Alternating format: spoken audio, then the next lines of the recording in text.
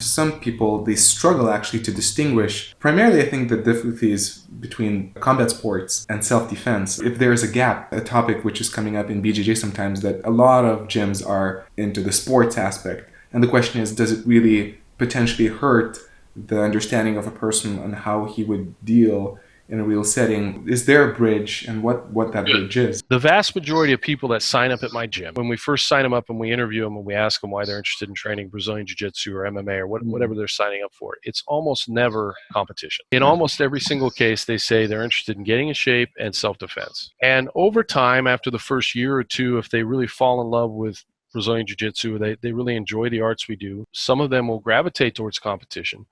And when they're here in the school and they're working that, they're always working Jiu-Jitsu versus Jiu-Jitsu. So they're training against somebody else that knows how to fight and knows the counters to what they do, and that becomes the game. And if while they're doing that, let's just say for sake of argument, there's somebody that gravitates more towards the Jiu-Jitsu end of it, they never put the strikes in. And all of a sudden they wind up in a fight, and they might potentially put their body and their head in a position where they can take punches because they're thinking more about a tournament situation as opposed to an MMA situation. Having said all that, because what we do at SBG is we focus more on the fundamentals, what we teach tends to transcend those different environments because there's very little change that has to be made. And the biggest thing that I think the athletes have to confront as they switch from, say, gi jiu-jitsu to MMA, if they want to make that transition, is more psychological in the standpoint of just being able to learn how to compose themselves as somebody else is trying to hit them in the head, and less technical, because most of the guard work we do, most of the movements we do, because they're so fundamental based, translate directly into that environment. In a self-defense situation, it's exactly the same. So the jiu-jitsu is going to be even simpler. The jiu-jitsu is going to be even more fundamental. It's going to be the jiu-jitsu that you're going to want to use in a fight to keep yourself safe is going to be the jiu-jitsu you learn in the first 2 years of the art, white belt jiu-jitsu, which has always been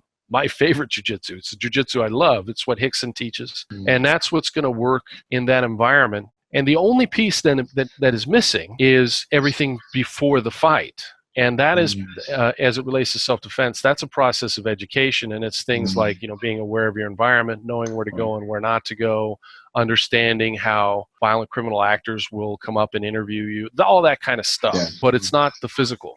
I think people, when they join a school like mine or a functional martial arts school, they will often join with one intention, and that intention changes over time. So, like I said, a good percentage of the students that sign up at our school will say they're here for self-defense. And we will make sure, and I make an effort that when they're going through the foundational classes in their first couple years here at the gym, the jiu-jitsu that they're learning really is jiu-jitsu that would work in self-defense. It's the kind of fundamental jiu-jitsu that I would want them to know to stay safe. And we address things like, okay, at this position, the person will hit you in the head here, or this position you could get kneed, so you have to protect yourself here.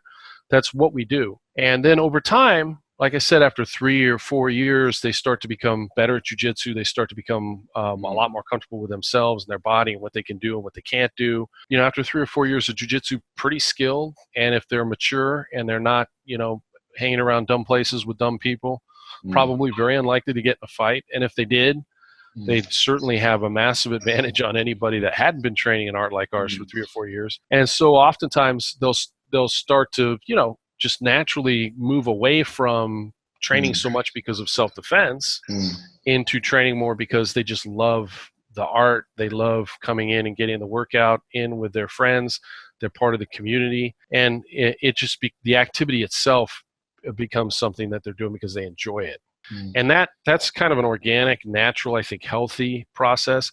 If they're in a job, I'll give you an example. One of our black belts, Paul Sharp, he's a police officer, and he works in a fairly rough part of the United States.